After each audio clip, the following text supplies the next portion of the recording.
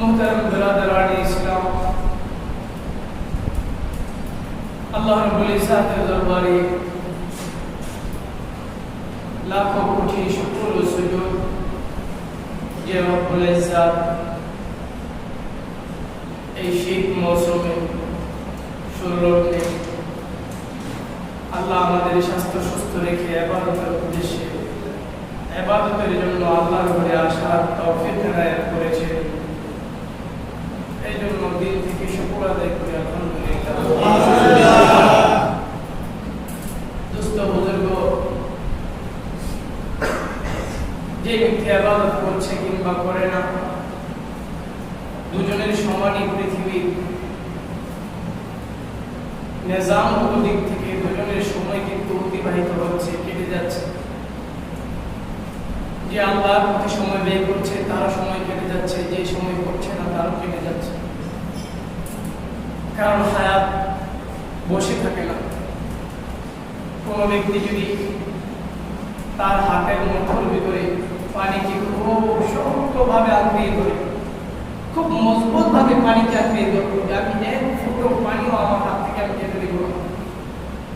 একটা সময় দেখা যাবে সে তার মুঠো ভরে যে পানিটা মুঠ করেছিল, দেখা যাবে এক ফুটো পানিও নাই, তার হাত থেকে সব ঝরে ঝরে পড়ে গেছে। কথা ঠিক কিনা?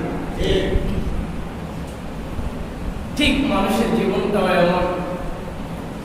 আপনি আপনার জীবনটাকে যেভাবেই আপনি আঁকড়িয়ে ধরে রাখেন না, যত শক্তভাবে আপনি আঁকড়িয়ে ধরে রাখেন, একটা সময় দেখবেন আপনার হায়াত ফুরিয়ে গেছে, আপনার সময় আর নাই, জীবনের হায়াত শেষ হয়ে গেছে। হ্যাঁ দোস্ত আর বুজুর্গ, একটু ভাবানোর চিন্তা ভাবনা করি, নিজেও ভাবি, আপনাদের ভিতরেও কিছু ভাবানোর চিন্তা করি। বাস্তবিক পক্ষে দেখেন, এক মুঠো পানিকে আপনি যত শক্তভাবে ধরে রাখেন না কেন, যেমন হাতের মুঠোর ভিতরে পানি ধরে রাখা সম্ভব না, একটা সময় দেখবেন সবগুলো পানি পড়ে গেছে। ঠিক তেমনি ভাবে আপনার জীবনকে আপনি আঁকড়িয়ে ধরে রাখবার জন্য যত চেষ্টা আর প্রচেষ্টাই করেন না কেন, যত উন্মাদনা আর পাগল পাড়ায় ধরে যান না কেন, একটা সময় দেখা যাবে সুখে হোক কিংবা দুঃখে হোক, ইবাদত হোক কিংবা ইবাদতবিহীন অবস্থায় হোক, একটা সময় দেখা যাবে আপনার হায়াত ঠিকই ফুরিয়ে গেছে, এখন আপনাকে পৃথিবী থেকে চলে যেতে হবে। কথা ঠিক কিনা? হায়াত যে দিন দিন ফুরিয়ে যাচ্ছে, একটু টের পান না, বোঝা যায় না ভাই, টের পাওয়া যায় না। হ্যাঁ, নিজের চেহারা তো সবাই দেখি আয়নাতে, এমন কোনো মানুষ নাই যে আয়নাতে চেহারা দেখে না। আমার ছোটবেলার চেহারাটা কেমন ছিল, আমার যৌবনকালের চেহারাটা কেমন ছিল, হ্যাঁ আমার বাল্যকালের চেহারাটা কেমন ছিল, আমার আমি ম্যারেজ হওয়ার পর আমার চেহারাটা কেমন ছিল, আর আজকে আমি মধ্য বয়সে আমি উপনীত হয়েছি, এখন আমার চেহারা কেমন, যার দাড়ি উঠেছে তার চেহারা কেমন, যার দাড়ি কাঁচা আছে তার চেহারা কেমন, যার দাড়ি পাকা ধরেছে তার চেহারা কেমন, যার শরীরটা একটু একটু গোটা হয়ে গেছে তার চেহারাটা কেমন, যার হাত পায়ের হাড়গুলো একটু দুর্বল হয়ে গেছে তার চেহারাটা কেমন। দুস্থ আর বুজুর্গ, যে ব্যক্তি মাজুর হয়ে গেছে তার চেহারাটা কেমন, যে ব্যক্তি লাঠিতে ভর করে হাঁটে তার চেহারাটা কেমন। দুস্থ আর বুজুর্গ, সেই জন্য বোঝাতে চেয়েছিলাম, জীবনকে যতই আপনি প্রচেষ্টার মাধ্যমে আপনি ধরে রাখার চেষ্টা করেন, একটা সময় দেখা যাবে জীবন ঠিকই জীবনের গতিতে ফুরিয়ে গেছে। আপনি আরো সুন্দরভাবে মিলাতে পারবেন। আপনি দেখবেন বৃক্ষের পাতা, এই যে শীতকালীন মৌসুম আসছে, শীত মৌসুম, দেখবেন শীত মৌসুমে বৃক্ষের পাতাগুলো জড়ে জড়ে নিচে পড়ে কিনা ভাই? দেখবেন বৃক্ষের পাতাগুলো জড়ে জড়ে নিচে পড়ছে, সমস্ত পাতাগুলো কিন্তু একসাথে পড়ে না, একটা একটা করে, কোনটা আগে কোনটা পিছে, কোনটা আজ, কোনটা 2 ঘন্টা পর, কোনটা 5 ঘন্টা পর, কোনটা আজ, কোনটা রাতে, কোনটা দিনে, কোনটা আগামীকাল। আবার দেখা যাবে বৃক্ষের মাঝে সুন্দর ছোট ছোট পাতাগুলো গজিয়েছে। দোস্ত, যে পাতাগুলো আগে পড়ে গেছে দেখবেন রোদে শুকিয়ে একবারে পেঁচ খেয়ে গেছে। আবার কিছু পাতা দেখবেন রোদে এখনো পুরোপুরি শুকায়নি, এই পাতাটা শুকিয়ে আছে। আবার আরেকটা পাতা দেখবেন এই পাতাটা মাত্র বৃক্ষ থেকে ঝরে পড়েছে, পাতাটা পাকা আছে, এখনো শুকায়নি। দেখবেন সবে মাত্র পড়েছে তরতাজা পাকা, অর্থাৎ নানান ধরনের কথা আছে। দোস্ত আর বুজুর্গ বোঝাতে চেয়েছি মানুষের হায়াতটাও এমন যে যত আগে চলে গেছে তার হায়াতটাও পেছ খেয়ে গেছে, জীবনটা পেছ খেয়ে গেছে। হায়াত যত বেড়ে গেছে জীবনটা পেছ খেয়ে গেছে, বৃক্ষের পাতার মতো, কোনোটা বলে গেছে, কোনোটা এখনো সোজা আছে, কোনোটা গাছে নতুন গজিয়েছে, খুব সুন্দর সুন্দর।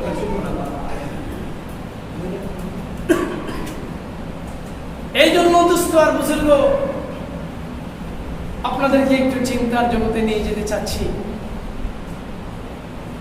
সে হায়াতটা ঠিক পানির মোটর মতো, ঠিক পানির মোটরের মতো। একটা মুঠো পানিকে যেমন আপনি হাতের মুঠোতে ধরে যত চেষ্টা করেন এক মুঠো পানি আমি জোর করে শক্ত করে ধরে রাখবো, একটা ফোঁটা পানি ধরে না পড়তে পারে। আপনি বলেন আপনি যত হাজারো চেষ্টা করেন, একটা সময় এমন আসবে দেখা যাবে আপনার হাতের মুঠোতে একটা ফোঁটা পানিও নাই, সবগুলো ঝরে পড়ে গেছে। ওটা ঠিক কিনা? একটা সময় এমন আসবে আপনার হায়াতকে, আপনার জীবনকে আপনি যতই পরিশ্রম করে আঁকড়ে ধরে রাখার চেষ্টা করেন, দেখা যাবে আপনার হায়াত ঠিকই পড়ে গেছে, আপনার হায়াত একটু বাকি নাই, সময় হয়ে গেছে, চলে যেতে হবে। আপনার আর আমার চেষ্টা আর প্রচেষ্টার মাধ্যমে রাখা কখনো সম্ভব না, সম্ভব না, কখনোই সম্ভব না। যদি চেষ্টা প্রচেষ্টার মাধ্যমে যদি হায়াত রাখতে পারতেন, আজকে রবিউল আউয়াল উপলক্ষে রাসূলুল্লাহ সাল্লাল্লাহু আলাইহি ওয়াসাল্লামের শান আলোচনা করতেছিলাম।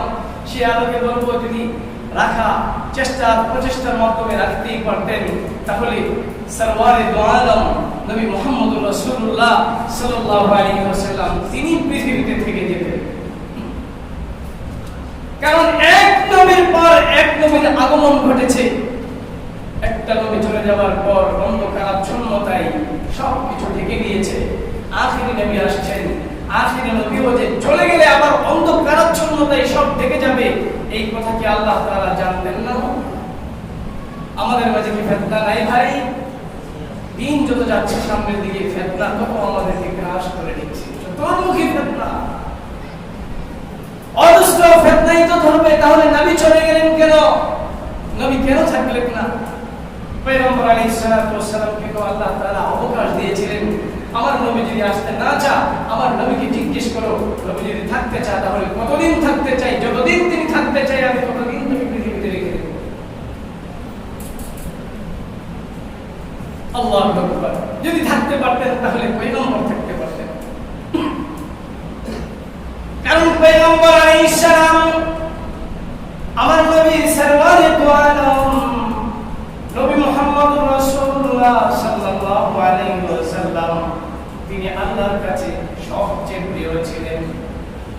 এইজন্য আমার আল্লাহ আমার নবীকে হাবিব বলে রাখতেন, হাবিব বলে রাখতেন। ইব্রাহিম খলিলকে আমার আল্লাহ খলিল বলে রাখতেন। খলিল অর্থ বন্ধু। খলিল অর্থ কি ভাই? বন্ধু। খলিল অর্থ কি? বন্ধু। আর হাবিব অর্থ কি? হাবিব অর্থ বন্ধু। হাবিব অর্থ কি ভাই? বন্ধু। খলিল অর্থ বন্ধু, হাবিব অর্থ বন্ধু। তাহলে দুইটার মাঝে পার্থক্য কি?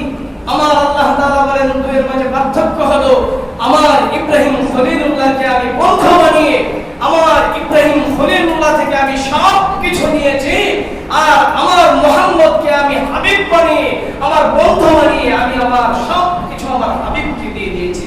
সুবহানাল্লাহ। ইব্রাহিম খলিলুল্লাহকে আমার আল্লাহ তাআলা খলিল বানিয়েছেন। ডাক দিয়ে বলেছেন ইব্রাহিম, ও ইব্রাহিম আমি তোমাকে খলিল বানাবো, বন্ধু বানাবো, বিনিময়ে তুমি তোমার সব মালকে তুমি দিয়ে দিতে হবে। ইব্রাহিম খলিলুল্লাহ বলেন আল্লাহ ঠিক আছে, সব মাল আমার তোমার নামে দিয়ে দিলাম। ও ইব্রাহিম তোমার জান দিয়ে দিতে হবে। ডাক দিয়া বলেন আল্লাহ তোমাকে আমি জান দেওয়ার জন্য নমরুদের আগুনে পড়ে গেলাম। বলে ইব্রাহিম তোমার সবচেয়ে আদরের সন্তানকে তুমি কুরবান করে দিতে হবে। বলে আল্লাহ দিয়েছি, আমি আমার ইসমাঈলকে কুরবান করার জন্য আমি জমিনের মাঝে শুয়ে দিয়েছি। সুবহানাল্লাহ।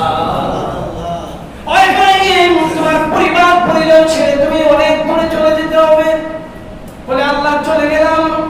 আল্লাহ বলেন এত সব পরিশ্রমের বিনিময়ে আমি আমার ইব্রাহিমকে খলিল বানিয়েছি, বন্ধু বানিয়েছি, সবকিছু দিয়ে না সবকিছু নিয়ে। আর আমার নবীকে ডাক দিয়ে বলেন, হাবিব আপনি যদি চান আমি উহুদ পাহাড়টা মুহূর্তের বিনিময়ে, উহুদ পাহাড়টা মুহূর্তের মাঝে স্বর্ণে রূপান্তরিত করে দেব। সুবহানাল্লাহ। আপনি যদি চান আমি উহুদ পাহাড় স্বর্ণে রূপান্তরিত করে দেব, আপনি শুধু বলেন একবার, আপনি শুধু একবার বলেন আমি উহুদ পাহাড় স্বর্ণে রূপান্তরিত করে দেব। পয়গম্বর বলেন না, আমি উহুদ পাহাড়ের স্বর্ণ চাই না, আমি উহুদ পাহাড়কে স্বর্ণে রূপান্তরিত করতে চাই না। হযরত নবী 950 বছর দাওয়াত দিয়েছেন, সর্বোপরি শেষে আল্লাহর কাছে বদদোয়া করেছেন, আল্লাহ হেদায়েত না থাকলে ধ্বংস করে দাও। কিন্তু আবার আপনার পয়গম্বর আলাইহিস সালাতু ওয়াস সালাম সারাটা জীবন তিনি দাওয়াত দিয়েছেন। কায়াফের লোকেরা পাথর নিক্ষেপ করেছে, রক্তে রঞ্জিত হয়েছেন, তারপরেও আল্লাহকে বলেছেন আল্লাহ তাদেরকে তুমি ধ্বংস করে দিও না, হালাক করে দিও না, কারণ তাদেরকে যদি তুমি ধ্বংস করে দাও তাহলে তারা তো শেষ হয়ে যাবে। আল্লাহ তাদের পরবর্তী প্রজন্ম ঈমান তো আনতে পারবে না, তারা তোমার ইয়াদায়ে কালিমাতুল্লাহ জান্নাতে উঁচু করতে পারবে না। আল্লাহ তুমি তাদেরকে হালাক করো না, আমার এই পরিশ্রম আর মেহনতের বদৌলতে তাদেরকে তুমি ঈমান এবং ইসলামের সম্পদ দিয়ে আল্লাহ তুমি তাদেরকে ধনী করে দাও। আল্লাহু আকবার। না হয় পয়গম্বর আলাইহিস সালাতু ওয়াস সালামকে তায়েফের মানে যেভাবে রক্তে রঞ্জিত করা হয়েছে, আমার আল্লাহ বলেন এক ফোঁটা রক্ত যদি পয়গম্বরের তায়েফের জমিনে পড়ে তাহলে আল্লাহ আযাব দিতে মুহূর্ত বিলম্ব করবেন না, মুহূর্তের মধ্যে আযাব এসে যাবে। আযাব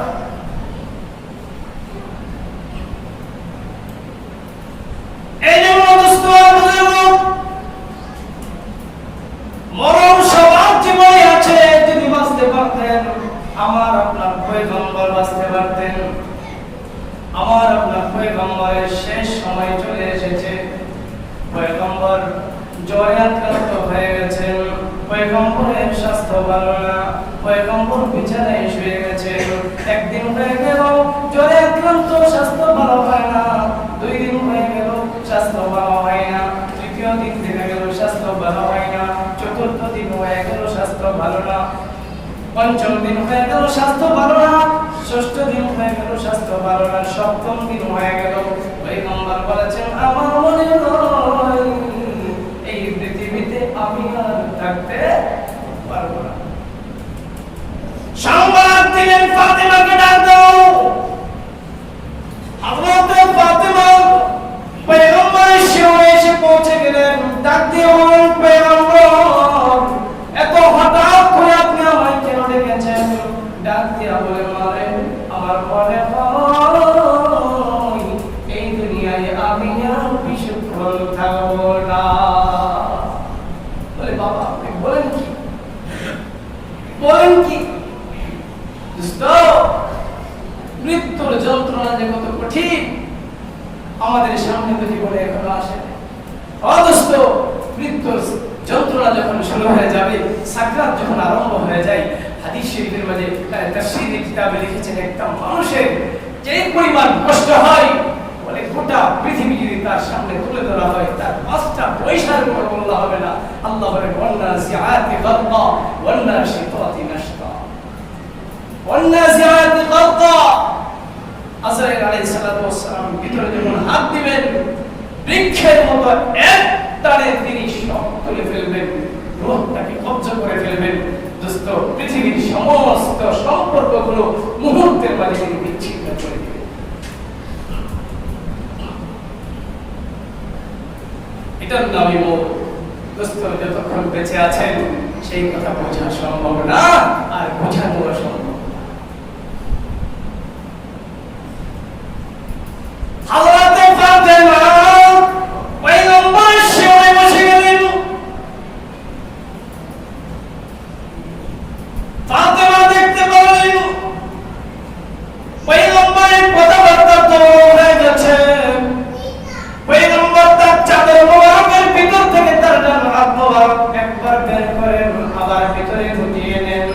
তার পাগুলো চাদরের ভিতর থেকে একবার বের করেন, আবার গুটিয়ে নেন।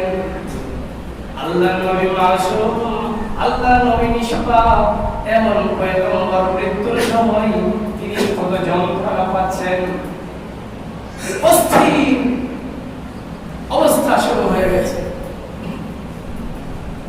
হঠাৎ কে জানি দরজার মাঝে নক করছেন। হযরত ফাতেমা বলেন, কে গো আপনি?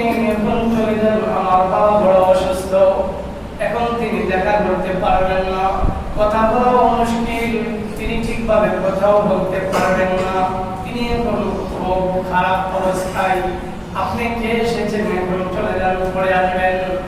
আবার দরজার পরে উঠছেন, ডাক দিয়ে বলেন, কে গো আপনি? চলে যান, এখন আমার বাবা অসুস্থ, কথা বলতে পারবেন না, আপনি চলে যান।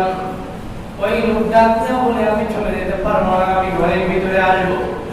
ফাতেমা রাদিয়াল্লাহু আনহা তিনি দরজার সামনে গিয়ে দেখেন এমন এক বিকট ভয়ঙ্কর লোক দাঁড়িয়ে আছেন। এমন ভয়ঙ্কর লোক, তার পায়ের তলায় কোনো স্যান্ডেল নাই, লোকটার মাথাগুলো দেখা যায় না, এত উঁচু শরীর, বলে জমিনে দাঁড়িয়েছে, তার মাথা মনে হয় আকাশে পৌঁছে গেছে। ডাক দিয়ে বলেন, বাবা, এত ভয়ঙ্কর লোক মক্কার জমিনে আমি আর কোনোদিন দেখি নাই। নবী আমার ডাক দিয়ে বললেন, ফাতেমা রে, এই লোক হলো আজরাইল আলাইহিস সালাম, তাকে আমার ঘরের ভিতরে আসতে দাও, আমার ঘরের ভিতরে থেকে আসতে দাও। এমনি ফাতেমা ডাক দিয়ে বললেন, না বাবা না, আপনাকে এত কম সময়, এত স্বল্প সময়ে চলে যেতে দেব না, আপনি যদি চলে যান আমি কেমনে থাকবো? ও বাবা, সবচেয়ে বেশি ভালোবেসেছিলেন আপনি আমাকে, আপনি যদি চলে যান আমি আপনাকে ছাড়া কেমনে থাকবো? আপনি না খুব ভালোবাসেন আমাকে, আপনি হাসান হোসেনকে খুব ভালোবাসেন। ডাক দিয়ে বলেন, এই লোককে পৃথিবীর কোনো মানুষ বাধা দিয়ে রাখতে পারে না, বাধা দিয়ে রাখা সম্ভব না, পারমিশন যদি না দাও এই লোক পারমিশনের অপেক্ষা করবে না, বিনা পারমিশনে ঘরের ভিতরে প্রবেশ করবে। আমি নবী মুহাম্মদের সম্মানে আজরাইল পারমিশন নিতে চাচ্ছেন। ফাতেমা রাদিয়াল্লাহু আনহা তিনি দরজা খুলে দিলেন।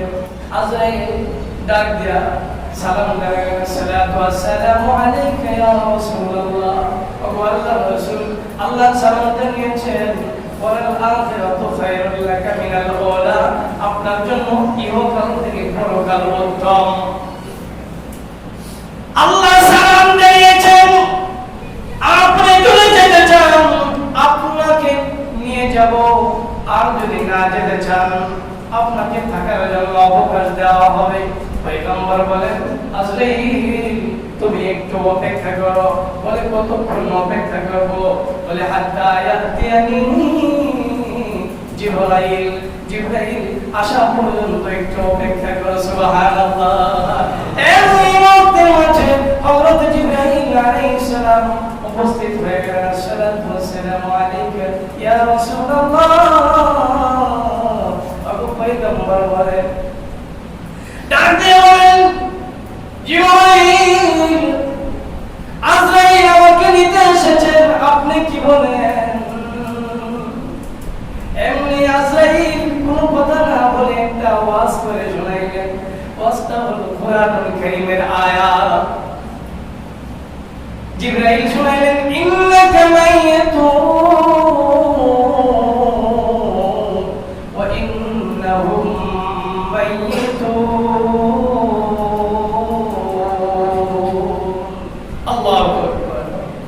বললেন, পয়গম্বর, ইন্নাকা মাইয়াতুন ওয়া ইন্নাহুম মাইয়াতুন, আপনিও মরণশীল এবং তাহারাও মরণশীল, আপনিও মরণশীল, আর আপনার শত্রুরাও মরণশীল, পৃথিবীর সবাই মরণশীল। আমি ডাকতে বলেন, আজরাইল বসতে আমার বাকি নাই, জিবরাইল আমাকে যে ইঙ্গিত করেছেন চলে যাবার জন্য, এমনি পয়গম্বর হযরত আয়েশাকে ডাক দিয়া বললেন, আয়েশা আমার জন্য মেসওয়াক কেন? আমি মেসওয়াক করব, অজু করব, 2 রাকাত সালাত আদায় করব, পৃথিবী ছেড়ে চলে যাব। পয়গম্বরের মেসওয়াক খুব প্রিয় ছিলেন।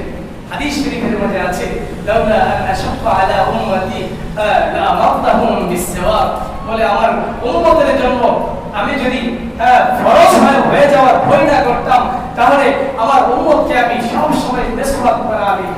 আমার উম্মতের জন্য কষ্ট যদি আমি মনে না করতাম, তাহলে এই মেসওয়াককে আমি আমার উম্মতের জন্য ওয়াজিব করে দিতাম।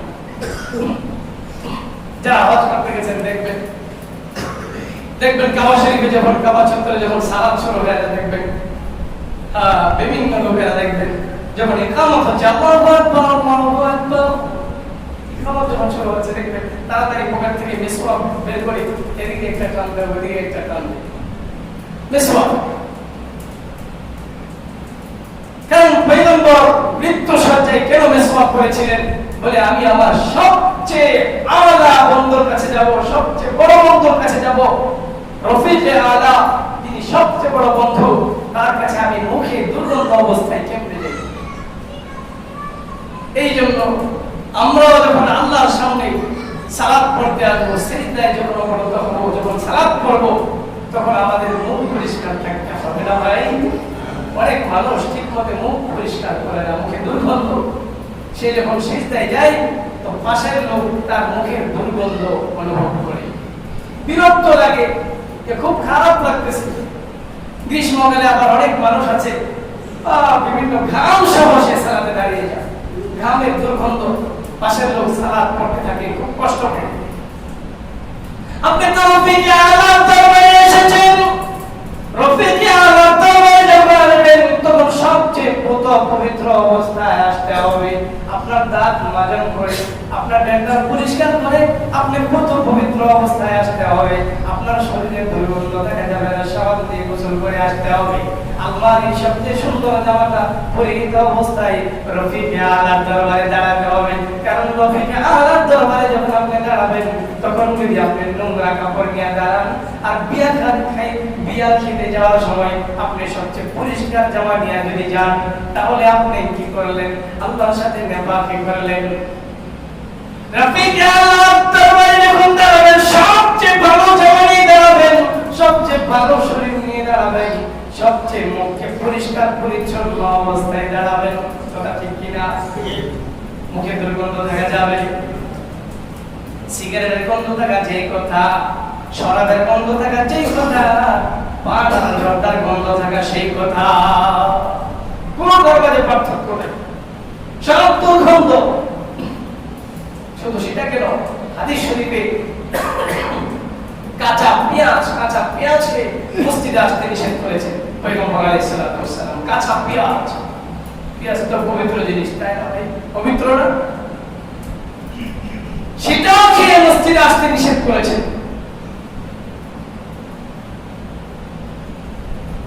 দুস্তার বুজুর্গ, রাসূলুল্লাহর আদর্শ এত পচা আদর্শ ছিল।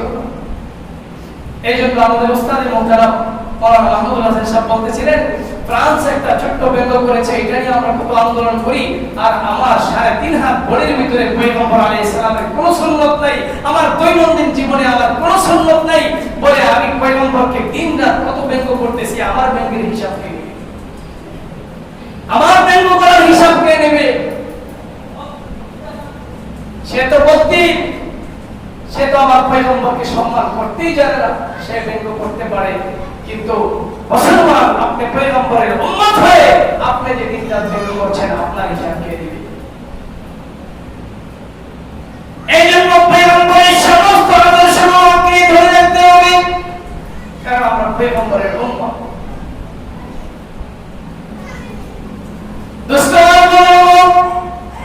পয়গম্বর আলাইহিস সালাতু ওয়াস সালাম দুনিয়া ছেড়ে বিদায় নেবেন, হযরত আজরাইলকে বললেন, যান কবজ করো, পয়গম্বরের সালাত শেষ হয়ে গেছে। আজরাইল আলাইহিস সালাম পয়গম্বরের বুকের মাঝে একবার হাত সামনের দিকে এগিয়ে দেন, আবার পিছনে টেনে নেন, আবার দ্বিতীয়বার এগিয়ে দিয়েছেন, আবার পিছনের দিকে টেনে নিয়েছেন। ডাক দিয়ে বলেন, আজরাইল এত সময় নিচ্ছ কেন? বলে পয়গম্বর আছে, কারণ আল্লাহ পাঠিয়েছেন জান কবজ করবার জন্য, কিন্তু পয়গম্বরের জান কবজ করছি আমার তো ভয় হয় না জানি পয়গম্বরের সঙ্গে কোনো বেয়াদবি হয়ে যায়, না জানি কোনো বেয়াদবি হয়ে যায়, না জানি কোনো কষ্ট হয়। আম্মা জান আয়েশা রাদিয়াল্লাহু আনহা তিনি বলেন আমি পয়গম্বরের বুকের মাঝে চাদরের ভিতরে হাত দিলাম, হাত দিয়ে দেখি পয়গম্বরের পশমের প্রতিটি গোড়ায় গোড়ায় ঘাম এসে গেছে, কষ্টে ঘাম এসে গেছে প্রতিটা গোড়ায় গোড়ায়, পশমের গোড়ায় গোড়ায়। ডাক দিয়ে বলেন পয়গম্বর, ও পয়গম্বর আপনার কোনো কষ্ট হচ্ছে না? পয়গম্বর বলেন মনে হয় তোমার হাত আমার বুকে রাখার পর আমার মনে হয় ওহদ পাহাড় দিয়ে মনে হয় আমার বুকে চাপা দিয়ে দিয়েছে, মনে হয় কেউ ওহদ পাহাড় আমার বুকে রেখে দিয়েছে। মৃত্যুর যন্ত্রণা কত কঠিন দেখেছে? ও দোস্ত, মৃত্যুর যন্ত্রণা যখন শুরু হয়ে যাবে তখন সব ভুলে যাবে, কিচ্ছু কথা মনে থাকবে না, কোথায় বাড়ি, কোথায় গাড়ি, কোথায় ঘর, কোথায় ঘর, কিছুই স্মরণ থাকবে না, সব ভুলে যাবেন। পৃথিবীর সমস্ত সাপ মুহূর্তের মাঝে কেটে দেওয়া হবে।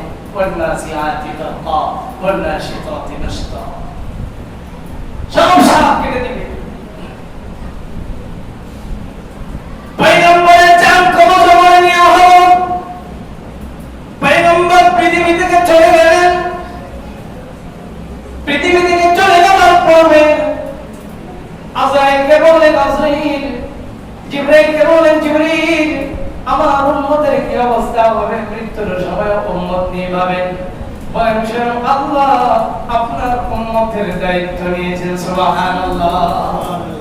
এই জন্যই বলে কি দায়িত্ব নিছেন?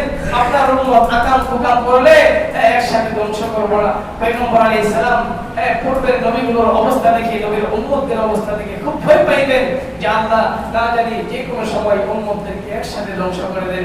বলে নবী আপনার উম্মতদেরকে আল্লাহ তাআলা একসাথে ধ্বংস করবেন না, একসাথে ধ্বংস করবেন না। হ্যাঁ, কিছু কিছু ধ্বংস করবেন। এই যে দেখেন কোভিড-19 আসছে, মহামারী আসছে, মহামারীতে অসংখ্য লোক মরছে এবং মরবে, আল্লাহ একসাথে ধ্বংস করবেন না, সবাইকে মারবেন না। আল্লাহ আমাদের সবাইকে কোভিড-19 থেকে আল্লাহ তাআলা হেফাজত করেন, আমিন। আমি গত সপ্তাহে বলেছিলাম আমরা আবার একটু সতর্ক হই, সবাই। যেহেতু শীতকাল আসছে, মহামারীটা আবার আগের তুলনায় একটু ভয়ঙ্কর আকার ধারণ করেছে, সেই জন্য তবে হেফাজত করবেন কি ভাই? আল্লাহ হেফাজত করবেন আল্লাহ তাআলা, কারণ এই মহামারী দিয়েছেন তিনি, নিবেনও তিনি, এই মহামারী দিয়ে দুনিয়াতে তিনি রাখবেনও তিনি, নিলে নিয়েও যাবেন তিনি। সেই মহামারী তো মানুষকে শিক্ষা দিয়েছে। কি শিক্ষা দিয়েছে? কত জনের বাপ হসপিটালে পড়ে গেছে, তারা যায় নাই, এমন হয়নি ভাই? আমি নিজে শুনেছি, ঢাকা ডিএমপি কমিশনার থেকে বার্তা দেওয়া হয়েছে, বলা হয়েছে আপনার বাবাকে কোন জায়গায় দাফন করা হয়েছে আপনি তো জানেন না। কোভিড-19 এর সময় আপনার বাবাকে আমরা অমুক হাসপাতালে নিয়ে আসা হয়েছিল, অমুক মাদ্রাসার ছাত্ররা দাফন করেছে, বলে খিলগাঁয়ে দাফন করেছে, মোহাম্মদপুরে দাফন করেছে, তারপর এই যে আজিমপুরে দাফন করেছে, বলে কোন জায়গায় আপনার বাবাকে দাফন করেছে আপনি কবর থেকে চিনতে চান? তো এই লোক বলে না দরকার নাই, কারণ আমি খুব ভয় পাই। বাবা মরে গেছে, তখনও তার হাতের ছোঁয়া পায় নাই, বাবাকে এক নজরে দেখে নাই, বাবাকে একটু গোসল দিতে পারে নাই, বাবার জানাজাও পড়তে পারে নাই, জানাজা হয়েছে কিনা সেটা খবর নেই নাই, খবর নেওয়ার চেষ্টাও করে নাই, কারণ খবর নিলে যদি ফেসে যান, যদি বলে আপনার বাবার লাশটা আপনার অধীনে আপনি দাফনের ব্যবস্থা করেন, তাইলে তো হে হাসপাতালে যাবে, হে হাসপাতালে গেলে ওর বাবার করোনা ভাইরাস ওর কাছে আসবে, ওইও মারা যাবে, ওই তো মরতে রাজি না ওর বাবার জন্য। দোস্ত আর বুজুর্গ, এই হলো পৃথিবী, এটার নামে পৃথিবী।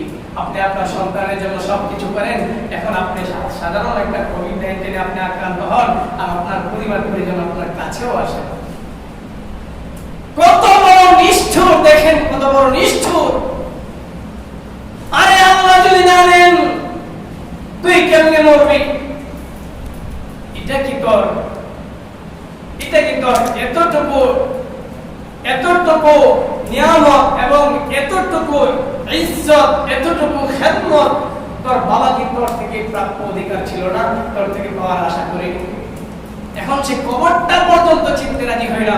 এমন মানুষ আমাদের সমাজে একজন আর দুইজন না দোস্ত, আমাদের ঘরে ঘরে এমন বেঈমান ভরে গেছে। এই জন্য দোস্ত আর বুজুর্গ সন্তানকে আদর্শ সন্তান বানাতে হবে।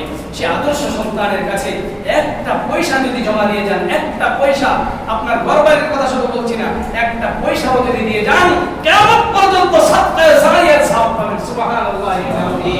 আপনার সন্তানকে, এমন সন্তানকে যদি একটা বিল্ডিং দিয়ে যান, তাহলে কিয়ামত পর্যন্ত সাতটায় জারিয়ার সওয়াব পাবেন। কারণ এই সন্তান আপনার জন্য দোয়া করবে।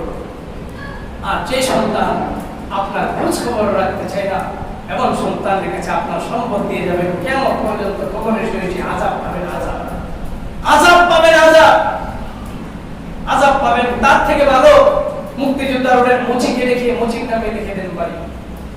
এই যে মুচি, জুতা সেলে যে মুচি, ওই মুচির নামে লিখে দেন মুচি। সন্তান যদি আদর্শ সন্তান যদি না হয়, সন্তান যদি সন্তানের মতো যদি না হয়, দুস্থ আর বুজুর্গ ভালোবাসা থেকে মা বাবার প্রতি এরকম না থাকে, তাহলে মুচির নামে সব লিখে দেওয়া হতো। কারণ আপনি যদি তার নামে দিয়ে যান, তাহলে আপনার কাছে জবাবদেহি করতে হবে, জবাবদেহি করতে হবে। আমার পয়গম্বরের নির্দেশ, আমার পয়গম্বর ভালোবাসা নিয়ে পৃথিবীতে এসেছিলেন। এই জন্য দোস্ত আর বুজুর্গ শ্রেষ্ঠ আদর্শ নিয়ে এসেছিলেন। এই আখলাক আমার আপনার পয়গম্বর শিক্ষা দিয়েছেন আমাদেরকে। এই আখলাক পয়গম্বর শিক্ষা দিয়েছেন, আল্লাহ শিক্ষা দিয়েছেন। ওয়াকাদা রাব্বুকা আল্লা তা'বুদু ইল্লা ইয়্যাহু ওয়া বিল ওয়ালিদাইনি ইহসানা। তোমার পিতামাতা যখন বৃদ্ধ হয়ে যায়, তাদের প্রতি তুমি ইহসান করো। إما يبلغن عندك الكبر أحدهما أو كلاهما فلا تقل لهما أف ولا تنهرهما وقل لهما قولا كريما। আজকে তোমার পিতামাতা বৃদ্ধ হয়ে গেছে, একটা সময় আসবে না যে তুমিও বৃদ্ধ হয়ে যাবে? একটা সময় আসবে না ভাই? সবার জীবনে আসবে। পিতামাতা এখন বৃদ্ধ হয়ে গেছে, একটা সময় আসবে তুমিও বৃদ্ধ হয়ে যাবে। আজকে যদি তোমার পিতামাতার জন্য তুমি যদি খেদমতে নিয়োজিত না হও, তাহলে তোমার সন্তানও মনে রেখো তোমার খেদমতে, তোমার সেবায় নিয়োজিত হবে না। আল্লাহ দূরে সরায় দিবেন, আল্লাহ দূরে সরায় দিবেন, দূরে সরায় দিবেন। কত মানুষ, এমন বহু মানুষ আছে, ওই নিজের মা বাবাকে নিজে খেদমত করে নেয়, এখন এসে বলে হুজুর আমার সন্তানরা আমাকে খেদমত করে না। আমার প্রশ্ন, আপনার নিজেকে আপনি জিজ্ঞেস করেন, আপনি কি আপনার মা বাবাকে খেদমত করেছিলেন? আপনি কি আপনার মা বাবাকে খেদমত করেছিলেন? যদি খেদমত করে থাকে ওয়েলকাম, আলহামদুলিল্লাহ, তাহলে সে বিনিময় ছেলে যদি না দেয়, সন্তান যদি না দেয়, আল্লাহ আপনার বিনিময় দিবেন।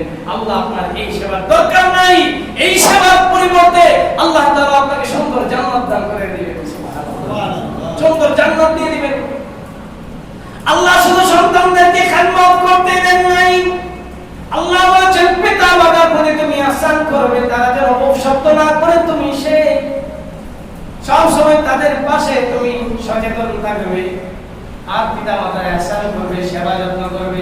যেমন ছোটবেলা তোমাকে লালন পালন করেছে, তুমিও লালন পালন করবে। আর কি করবে? 5 ওয়াক্ত সালাতের পর পিতা মাতার জন্য আল্লাহর দরবারে হাত তুলে প্রথমে নিজের জন্য দোয়া করবে। রব্বানা যালামনা আনফুসানা ওয়া ইন লাম তাগফির লানা ওয়া তারহামনা লানাকুনান্না মিনাল খাসিরিন। আল্লাহু আকবার। এই দোয়া শিক্ষা দিয়েছেন আমাদের আদি পিতা হযরত আদম আলাইহিস সালাতু ওয়াস সালাম। যে আগে নিজের জন্য দোয়া করো, তারপর তুমি আল্লাহর কাছে দোয়া করো। আল্লাহুম্মা রাব্বিরহামহুমা কামা রাব্বায়ানি সগীরা। কত মানুষ আছে না নিজের হাতে বাবাকে দাফন করেছিলেন ভাই? নিজের হাতে বাবাকে কেমনে দাফন করেছিল, বাবাকে কেমনে কবরে নামিয়েছিলেন, দাদাকে কেমনে কবরে নামিয়েছিলেন, নিজের নানা নানিকে কেমনে কবরে নামিয়েছিলেন। আরে বাবা মাকে কবরের নিচে দাফন করে দিয়ে আসছেন। এই যে এতদিন হয়ে গেল 5 বছর 10 বছর, আজও বাবা মার চেহারা দেখেন না। বাবা মার কবরের পাশে, কবরের উপরে গাছ হয়ে গেছে, সেই গাছ রাতের নিশীথে কত ধুল খায়। ঠান্ডা হাওয়া কবরের উপরে 10 বছর 20 বছর পর্যন্ত বয়ে যায়। আপনার কাছে কোনো সংবাদ নাই, পিতা মাতা চিরতরে কবরের নিচে শুয়ে আছে। জীবনে তো কোনোদিন একবার খবর নিয়েও দেখলেন না যে পিতা মাতা আপনাকে জন্ম দিয়েছিল, যে পিতা মাতা আপনাকে বাড়ি গাড়ি দিয়েছিল, যে সন্তানকে পিতা মাতা পরিশ্রম করে পড়াশোনা করিয়েছিল, আর সেই পিতা মাতা আজকে কবরের নিচে শুয়ে আছে। কেমন আছেন আমার মা, কেমন আছেন আমার বাবা, কেমন আছেন আমার দাদা দাদি, আর কেমন আছেন আমার নানা নানি? একটু জানতে ইচ্ছা করে না? দোস্ত বুজুর্গ একটা সময় আসবে, আপনাকেও এখন মারা যান, দেখবেন সন্ধ্যার আগে আপনার দাফন আর কাফন হয়ে যাবে। দেখবেন দাফন কাফন হয়ে যাবে, মুক্তিযুদ্ধ রোডে আপনার দাফন কাফন হয়ে যাবে, জানাজা সম্পূর্ণ হয়ে যাবে, কারো দেশের বাড়িতে লাশ নিয়ে যাবে, আর রাতের ভিতরে দাফন হয়ে যাবে, সমাধিস্থ হয়ে যাবে। এই যে মাটির নিচে পড়ে থাকবে, হাজার হাজার বছর চলে যাবে, কোন মানুষ কোনদিন আপনার খোঁজ খবর দিবে। হ্যাঁ, মানুষের চাইতে বড় বন্ধু আপনার কবরের উপরে যে একটা গাছ উঠেছে, বৃক্ষ, একটা বৃক্ষ, একটা গাছ, সে আপনার দুনিয়ার মানুষের চাইতে বড় বন্ধু। এই গাছ আপনার কবরের উপরে ধুল খাবে, রাত কি রাত, দিন কি দিন, হাওয়া হয়ে যাবে। অদুস্থ বুজুর্গ এই জিনিসই বোঝাতে চেয়েছি। এই দুনিয়ার জিন্দগি এক মুঠো পানির মতো, পানিকে যেমন মুঠো করে আঁকড়ে ধরে রাখা যায় না, নিজের জীবনের হায়াতকেও ধরে রাখা যাবে না। পিতা মাতা থেকে শিক্ষা নিতে হবে। আমার পিতা মাতা কবরে যে চলে গেছেন, আহা আমি আজকে কি করতেছি? আমি তো আজকে যুবক, আজকে আমার যৌবন আছে, এই জন্য আমি আমার যৌবনের ইচ্ছায় সাহসে, আমি আমার যৌবনের উৎপাতে কত কিছুই না করতেছি। দোস্ত আর বুজুর্গ, আল্লাহ যদি চান তো যৌবনের বাতি মুহূর্তের মাঝে নিভিয়ে দিতে পারেন। যৌবনের বাতি মুহূর্তের মাঝে আল্লাহ নিভিয়ে দিবেন। এই জন্য দোস্ত আর বুজুর্গ, মরতে হবে সবার, মরণ কারো মিস নাই, মরণ কারো মিস নাই। এই জন্য দোস্ত আর বুজুর্গ, আল্লাহর হাবিব যদি বাঁচতে পারতেন, আল্লাহর হাবিবই তো থাকতে পারেন না এই দুনিয়ায়, তাহলে আমরা কিভাবে থাকবো? এই জন্য দোস্ত আর বুজুর্গ, সবসময় মরণকে স্মরণ করেন, সবসময় মরণকে স্মরণ করেন। শুধু দুনিয়ার পিছনে দৌড়াতে দৌড়াতে নিজের লাইফ শেষ করে দিবেন না, নিজের দুনিয়ার পিছনে দৌড়াবেন, পাশাপাশি মরণকে কখনো বলবেন না। সবচেয়ে বড় মুমিন হলো যার দুনিয়াবি সমস্ত কাজের সাথে সব সময় তার মরণ থাকে। দোস্ত, তাহলে এই ব্যক্তিকে আল্লাহ বড় ধরনের কোন নাফরমানি আল্লাহ তাআলা করাবেন না। যেখানে সে আকাম করবে, আকামের সাথে সাথে তার ভিতরে মরণের ভয় আসবে। আল্লাহ বলেছেন, কুল্লু নাফসিন যায়িকাতুল মাউত, প্রত্যেককে তো মৃত্যুর স্বাদ সাধন করতে হবে। মরণের ভয় যখন তোমার চলে আসবে, সাথে সাথে তওবা করবে। আল্লাহ জিন্দেগীর সমস্ত ভুল আল্লাহ তোমাকে সেখানেই ক্ষমা করে দেবে। সুবহানাল্লাহি ওয়া বিহামদিহি। এই জন্য দোস্তার বুজুর্গ, সবাই সবসময় মরণকে স্মরণ রাখবেন, মরণকে ভুলবেন না। আল্লাহ তাআলা আমাদের সবাইকে মৃত্যুকে স্মরণ রেখে জীবন পরিচালনা করার তৌফিক নসিব করেন। এই জন্য তো আমাদের পয়গম্বর শিক্ষা দিয়েছেন, তোমরা কি করো, কিছুদিন পর পর কবর জিয়ারত করো। অথচ আমাদের মাঝে তো নেফরত চলে আসছে, তো নাপাকি চলে আসছে, আমরা কবরের পাশে যেতে চাই না। আমরা বছরেও একবার কবর জিয়ারত করি না। পিতা মাতার কবর জিয়ারত করবেন, দাদা দাদির কবর জিয়ারত করবেন। বহু মানুষ আছে বলতেও পারে না যে বরিশাল কোন জায়গায় ওর দাদার কবরটা আছে, কোন জায়গায় দাদার কবর আছে খুলনাতে, কোন জায়গায় নোয়াখালীতে ওর দাদাকে দাফন করা হয়েছে। বহু মানুষ এমন আছে ওর বাবাকে কোথায় দাফন করা হয়েছে সেটাও জানে না। এটা ঠিক না, এটা ঠিক না। এটা হচ্ছে আমানতের খেয়ানত, রাসূলুল্লাহ সুন্নতের বরখেলাফ। আপনি কবর জিয়ারত করবেন, কবরে মাঝে মাঝে যাবেন, দোস্ত আর বুজুর্গ, দেখবেন ঈমান তাজা হবে। আল্লাহ আমাদের সবাইকে এই আমলগুলো করা, স্মরণ রাখার তৌফিক নসিব করেন। মরণকে সবসময় স্মরণ রাখার আল্লাহ তৌফিক এনায়েত করেন। আমিন। ওয়া আখিরু দাওয়ানা।